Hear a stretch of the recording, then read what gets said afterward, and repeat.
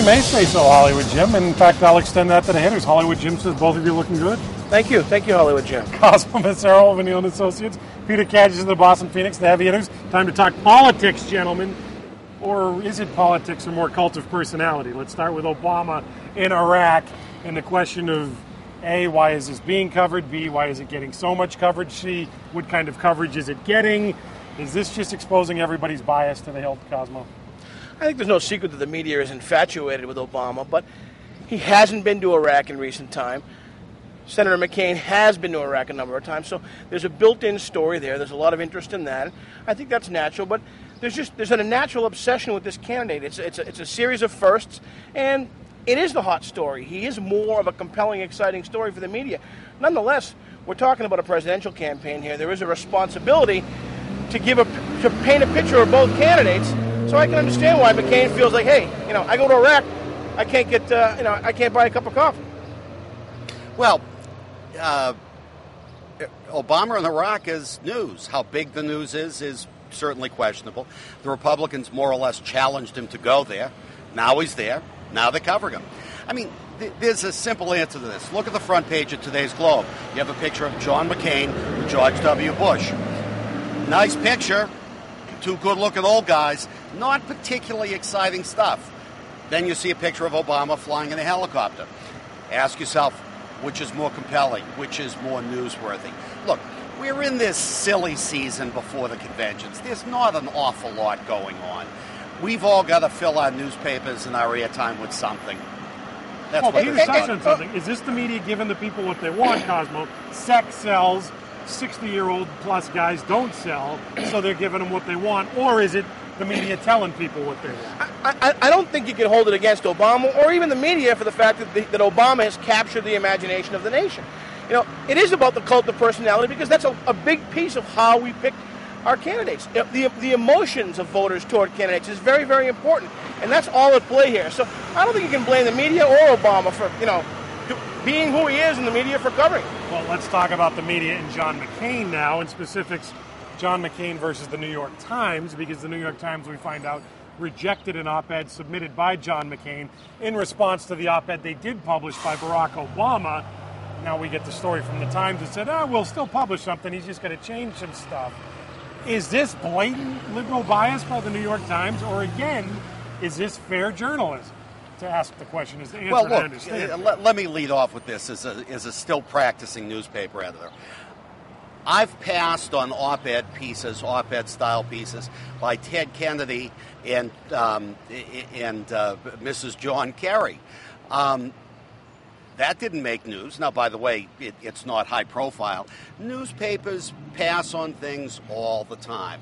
The Times didn't say they wouldn't publish it. They sent it back for it to be made more interesting. Which we don't know if they did that with Barack's, by the way, and we're assuming they didn't. They said, thank you, and published. Well, we don't know that. We don't know that. And I'm going to give you a little bit of on the one hand. A little bit of on the one hand, on the other. On the one hand, Peter's right. The New York Times especially gets thousands of op-ed and letter submissions weekly, and their standards are very high, and they're very particular about what they'll publish.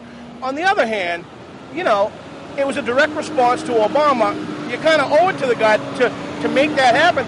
I do think it's in process, and I think the McCain campaign probably pulled the trigger too soon because this thing is probably going to get in if they make some changes to it. They get thousands of op-eds weekly, not from presidential candidates, Cosmo. That's the difference. That's why I gave this on the other hand. It is, but I got to tell you, this smacks of sour grapes to me.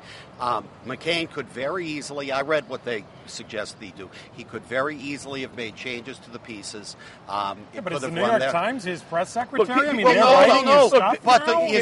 no. This happens all the time. Peter, not to that extent. Yes, it does. That's crazy. Hold on. Peter has been an editor for many years. I was a reporter for many years. You can't get so emotionally involved in your work that you can't accept edits to it, and that's the reality of it. And send it to the your verb isn't matching your subject. No, it's not change entire paragraph. The guy's running for president. It's news what he thinks about the number one or number two issue facing the country. The New York Times doesn't get to tell him what his policy on that is. No, here's the point. I mean, I guess they do because they didn't publish it. What McCain wrote for the Times, if what I saw was accurate, was just a regurgitation or a restating of views he already had.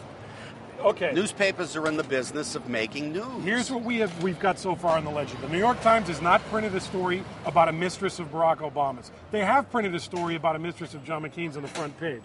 They have not printed an editorial by John McCain on the war in Iraq this week, but they have printed one issued by Barack Obama. I mean, how much of a genius do you need to be to figure this out? Who do you think the Times is going to endorse in I don't November? know. They told us they endorsed McCain for the Republican Listen, nomination. I think this is in progress, and McCain's campaign pulled the trigger before this thing came to a conclusion. And now, you know what? It's a big news story. And I think it's a pretty good story for him because a lot of people in middle America, again, are saying, hey, wait a second. So the liberal elite, the liberal establishment is conspiring against John McCain. Let me have the last word on this. I bet the New York Times, this is not the first time, nor will it be the last, that the New York Times rued the fact that it ran that extremely irresponsible story linking McCain to another woman. Again, how they didn't know that was going to come back to bite him is beyond me. Quickly, we're very short on time. Barack. There's a slip for you. Deval Patrick announces that he is going to be in favor of a sales tax holiday and will sign it if the legislature puts it on his desk. He says, you know what, the businesses could use the help.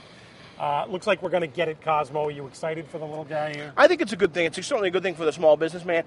As policy, for that same $20 million it will cost, they could probably match, say, up to $30, $100 savings for 25% of the population of Massachusetts. If that's true what you just said, why didn't last month Deval, and Sal and Therese Murray say these things? Why did they say, no, we're against it this year? It's silly season, that's why. This is just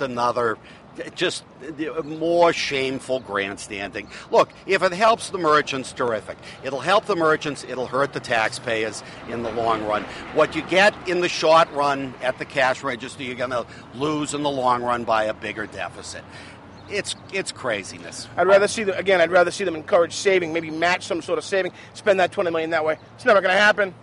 I'm a little idealistic today. I've long been in favor of shameless grandstanding when it puts money in my pocket. That's fine, sure. No, it doesn't. It takes money right out of your pocket because you're going to go out and you're going to spend. It doesn't put money in your pocket. You're going to go spend. You should be a congressman. It is interesting that our solution to every problem, is to spend. Is to go out and spend more money. Yeah. Why don't we do things that'll encourage people to save some money? I need an HDTV. I don't know about you two rich I already got one. Oh, thanks. Cosmo, Peter, they are the heavy hitters. We'll take a timeout during the break. We're going to kick around the New York Times a little longer. I'll bring you my way, Kat. Stick around.